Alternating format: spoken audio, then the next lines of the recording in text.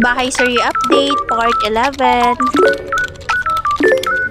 Isasama ko nga kayo today sa site kung saan pinapatayo ang aming bahay. At dahil pundasyon at mga poste pa nga lang ang mga naitatayo, so hindi pa talaga natin makikita yung forma or yung mismong itsura ng magiging bahay. At syempre, kailangan rin natin magdoble ingat kasi tulad niyan, may mga nakausling mga bakal kasi ongoing pa nga yung construction. Yeah.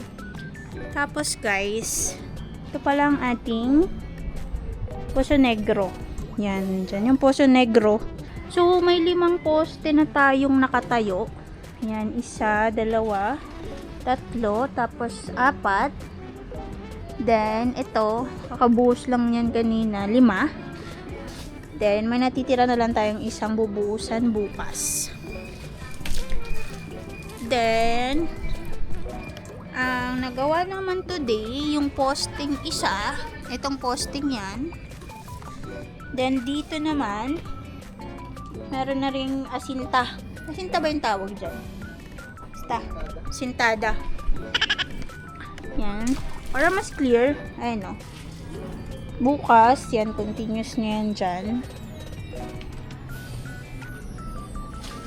Ayan yung asintada. Yan. So, may sarili tayong pader. Hindi tayo nakikipader sa ating kapitbahay. Kasi bawal yun. Yan. So, binubuhusan pa yan ng tubig kasi sumisipsip pa yan ng mga tubig. Yan daw yung curing time. Tapos, ito pala, ito, akala nyo ito na yung flooring. Hindi. Ito pa lang yung magiging flooring. Magbibiga ulit tayo dito ng maliit. Yung nakasi dito. Kaya hanggang dito lang yung hollow blocks. So, itong, ano ko ba kalaki to? Hanggang dibdib. Hanggang dibdib ko to. Tatambakan pa yun ng lupa. So, saan tayo kukuha ng lupa? Eh, di doon. Ayan o. Kikita nyo yung lupa na yan. Lagpas na. Magiging flooring naman din natin dito is hanggang dito siguro din yung flooring or mas mataas ba? Ay hindi, hanggang dito lang. Hanggang dito yung flooring. So hanggang balikat ko dito. Yung tatambakan pa ng lupa. So si basa-basa lang ang isa dyan.